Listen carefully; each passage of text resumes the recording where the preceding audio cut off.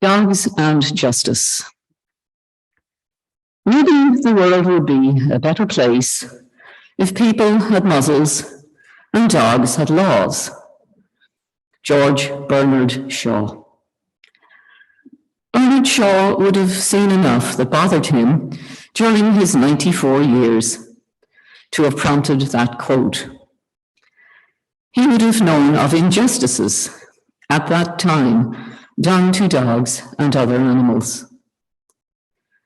God declared that humans have dominion over animals. With this dominion comes the responsibility for us to treat them humanely. We are their caretakers, and it's up to us to act as God would, without inflicting any type of cruelty upon them. To do so is sinful. Many laws exist today concerning dogs. How much further ahead are we today with these laws in place, 72 years after the passing of Bernard Shaw? Do we need to be updated to reflect our changing times, since the status of companion animals has transformed since the 50s? Scientific knowledge of our behavior has shown us just how intelligent they are as a species. We know better now how to communicate with them than ever before. With this knowledge, we no longer think of them as lesser beings, but as our family members and equals in their own right. Historically, domesticated dogs have evolved and have been bred for specific traits to serve the purposes of humans, such as sheep herders, mountain guides, farm animal minders, rescuers, guard dogs, guide dogs, and companions. For this to have happened, dogs relinquished freedom and sacrificed themselves for a life of captivity. Many of them, life is happy and comfortable, but not for all. God ordained animals to be a resource for humans, but with the expectation that they should be managed humanely. Consider the sad fate of aging greyhounds who no longer have the potential to win races, or the fate of prize-winning show dogs who no longer win. Sled dogs, too, have suffered an abrupt end to their lives that were worthy of a peaceful retirement. Dogfighting exists not only in foreign countries, but is hidden within our own. Illegal puppy mills are still being regularly found and shut down. Dog hoarding brings waves of neglected animals to the SPCA that we hear about on the news. Dog and cat abandonment is still with us, where these innocent animals are thrown out of the windows of moving cars or left on highways or in fields to die. Still, too many dogs are not being neutered or spayed to stop the excess of unwanted dogs throughout the country and worldwide, so shelters are known to overflow. This treatment of animals is not what God had intended. BC has a plethora of dog laws created to protect humans as well as dogs. From the dog's point of view, many are too restricting. There is a discrepancy between human laws and those for dogs and owners. Humans can be charged and prosecuted case by case for offenses committed in a public place and could be banned from going there again. Still, in the case of dogs, all dogs can be banned from certain public places based on the history of a small percentage of miscreants.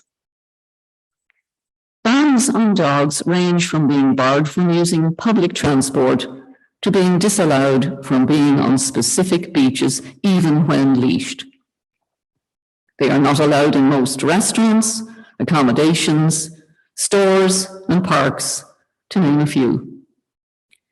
This is not only restricting for dogs, but also greatly restricts and negatively impacts the lives of their human companions. During the COVID pandemic, people adopted dogs and other animals as companions from shelters or elsewhere, and it seemed that the animal shelters were emptying their steady supplies of animals. This, on the surface, was a positive step. Many animals are now being discarded back to those shelters as people return to work, and dogs know not why. They think they've done something wrong, but don't know exactly what. They pine for their owners and are psychologically marred by this unexpected change. Children are generally not sent to adoption agencies because their parents are too busy to look after them. Yet, dogs and other animals often find themselves in this predicament without a law on their side to protect them from being given up for adoption. Indeed, in many cases like these, adoption can place them in a home where they will be genuinely wanted for the rest of their lives. Dogs watch our every move and are intuitive, more so than humans, and they are conscious of our moods and health. Some sniffer dogs can detect cancer in humans and other diseases, and are indispensable in healthcare. Other dogs act as calming influences in dentists' offices, airports, and hospitals where children face surgery.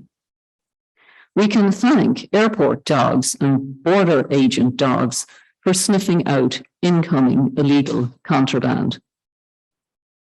Frequently, we see incredible acts of empathy that they show for other animals or humans who are in danger. They stay with them or leave the scene to find humans to help them. They leave an indelible mark on us during their all too short lives. We have bonded with them to the point that their demise puts us in mourning for often lengthy periods, and it is customary to do so, as we can sometimes have a closer bond with them than we might have had with a close relative. Even group sessions in some localities offer grief counselling to the animal's human companions. Can we do them justice with all that dogs give us in their short lives? It's what God would endorse. Since the demise of Bernard Shaw in 1950, much has changed in how our best friends are treated, from specially formulated dog food with added vitamins to a host of pricey dog treats, replacing table scraps of yesteryear. Then there are dog toys. Many are fun for the dogs. However, choking hazards such as squeakers and balls that fit inside their mouths are still sold. Accidental swallowing happens, and vets have to remove them from their stomachs or throats under anesthetic, if these pets are lucky enough to reach help in time. Today, there are dog spas and grooming salons for the well-maintained dog. At home, they receive regular brushing and teeth cleaning that help to avoid expensive surgeries. Comfortable dog halters have replaced mainly the collars and leashes now known to often severely damage their neck bones due to undue strain from excess pulling.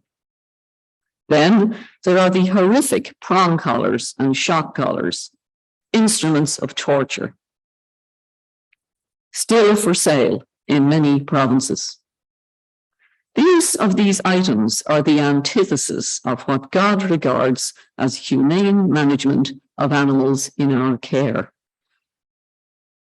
We ensure that dogs don't overheat in the summer by using fans and turning on the air conditioning, if they need to be left in the car for short periods.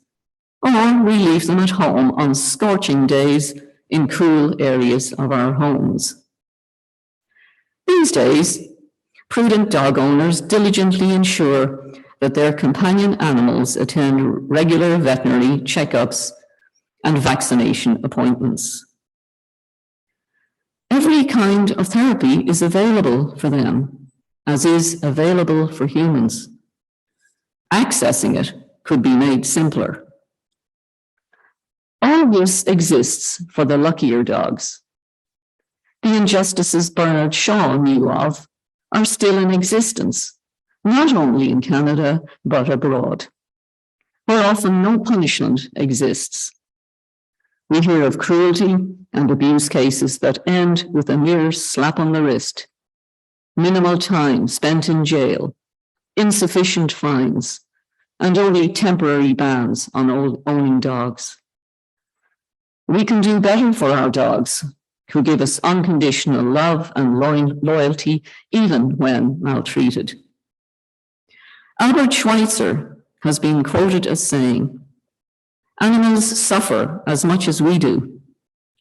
True humanity does not allow us to impose such sufferings on them. We must make the whole world recognize it." Until such time occurs when dogs and other animals are treated with the justice that they deserve, those who seek that justice for them will not rest. If you have men who will exclude any of God's creatures from the shelter of compassion and pity, then you have men who will deal likewise with their fellow men. Francis of Assisi. Amen.